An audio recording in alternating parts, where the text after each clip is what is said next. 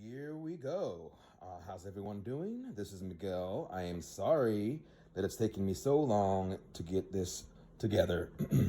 But here we go. I'm gonna go ahead and go over the design process for our coil pots. You're gonna want to go through this process so that you can come up with something really nice, something that you're really into. Some other words for when you're searching. Some other words that you might want to use as opposed to vessels would be vase or pottery. It'll just sort of help you to expand what you're looking for.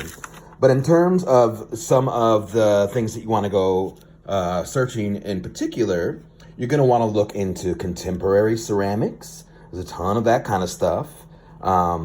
Asian ceramics, they're pretty much the first human beings to really master ceramics. So they've got a history that goes back almost 5,000 years. Persian ceramics from the Middle East, Iran, that area, they have a very long history of ceramics as well. To be honest with you, pretty much all human beings have a long history with ceramics, but just being a little bit more particular here right now. Mesoamerican, so you're thinking of Incas, Aztecs, Native Americans, tons of Native Americans, especially in the Southwest for what it's worth, have a really great history with ceramics too. Classical Grecian pottery, almost all the Western forms that we think of had their originated from Greece. British Art Deco is a great style that extends beyond ceramics. It's just a general design style from about 1910 to around 1930 or so. And then American folk art, especially like in the Southeast, like Georgia, Kentucky, Tennessee. There are tons of these like really great old school sort of hillbilly potters, and that's what they are, you know? So, okay, so that should hopefully get you somewhere. Now, some of the things that you're going to want to avoid with your designs are pretty straightforward, and I'll tell you why. The first one would be a design similar to this. You want to avoid almost any design that at some point it goes out almost perfectly horizontally.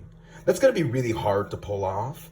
Once as you're building this with coils, you get to a certain point and there's nothing to hold it up and it might collapse. Now, I've had some people use sponge and stuff like that to hold it up. But even if you are able to get it past that point and you're able to complete the thing, there's a likelihood of there being stress cracks right around the top and especially on the bottom because of all that weight really pushing down. The next one would be a sphere. There's nothing wrong with a sphere per se. It's actually a really great form. It's very challenging. The problem with it is that it's just too big. If you make a sphere that is about 11 inches tall, that means it's going to be about 11 inches wide, almost a full foot across. So that's going to take up way too much kiln space. And then lastly would be a cylinder, a simple cylinder. First of all, it's just too dang basic, all right, too simple. And then the other thing is that we're using coils to build these, and that's just not the best way to go about making a cylinder. The best way to do that would be with a soft slab cylinder. I'm sorry, a soft slab construction. So, okay, so there's that.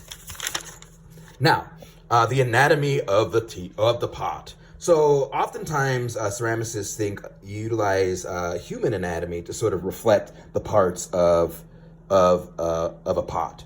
All right, and it's pretty straightforward, but we usually tend to call the opening, the top, the mouth, and then this little spot right here is going to be our neck. This is going to be our shoulder. You see where I'm going here, the belly, and then the foot.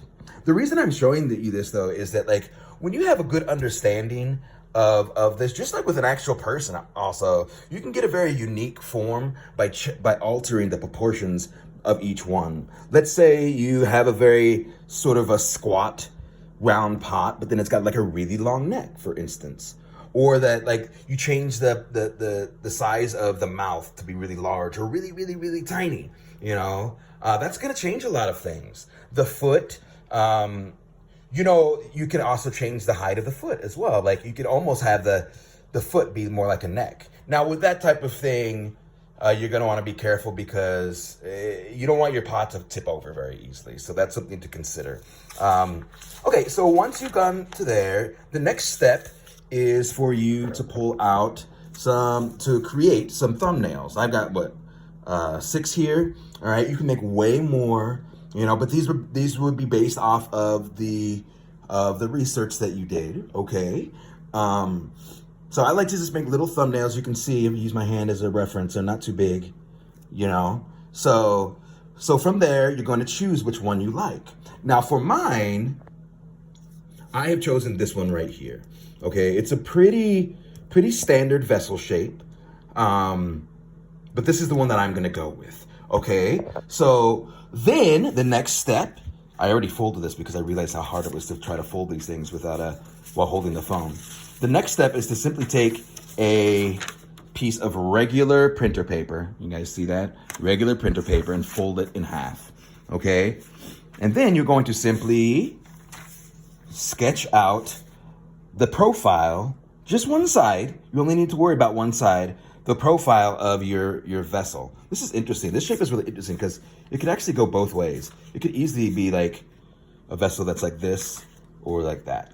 So, okay, so then you sketch it out, you get it where you want it to be, and then you finally cut it out. All right, like I've done so here. Now, then you'll be able to open it, and then you'll be able to get your first glimpse of like the actual proportions of the thing that you sketched. Excuse me. Now, you might find that that the neck, for instance, is too fat, or it's too thin, or you're just not really feeling it when you open it up. So then you can just grab another piece of paper and do another one. Now with this one, you can kind of see what I've done here. At first I was like, I don't know, the neck kind of feels a little bit too fat to me. So I was gonna go in and slim it down. But then I like sort of thought about it for a minute. It's like, you know what, I'm actually cool with this, okay? Again, you see what I'm talking about? Like this could easily be, it's a really nice shape actually. Don't be afraid to turn your thing upside down, see how it looks, all right? It's a very, this particular form is very common in a lot of Korean ceramics. So, I don't know, little info right there. Okay, so now you're gonna wanna grab a piece, once you come up with your, with your little paper template so far, you're gonna wanna grab a piece of cardboard. All right, this is just a piece of cardboard that I took off of one of the clay boxes, okay? So what you're going to do then is you're going to take your folded piece of paper, you're going to lay it down. I already cut it, obviously, so you just have to pretend like I haven't cut it yet. All right. Okay, then you're gonna trace that edge out.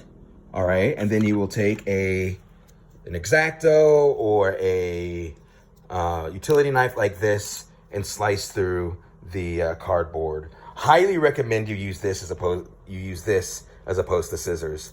Okay.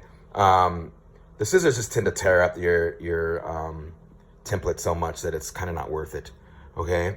So, another very important thing though, guys, like I'm working on my table, see, with my canvas and all that fun stuff, and I don't want to hurt my table, and I definitely don't want to cut through my nice canvas, so make sure that you have a piece of cardboard underneath there. That'll also help for the cut itself to be a lot cleaner too, okay? Now, important.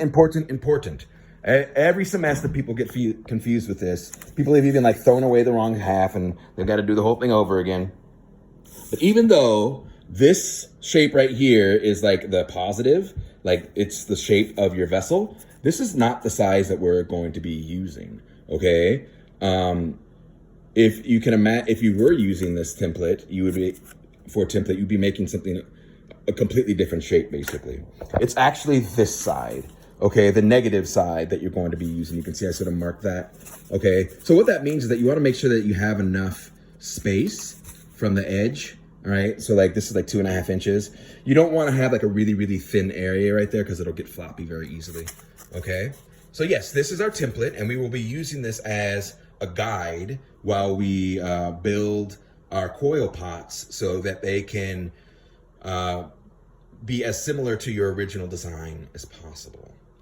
Okay, I hope that was interesting and hopefully at least a little bit entertaining.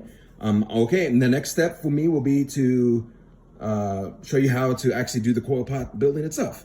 Okay, thank you very much. Talk to you later. Bye-bye.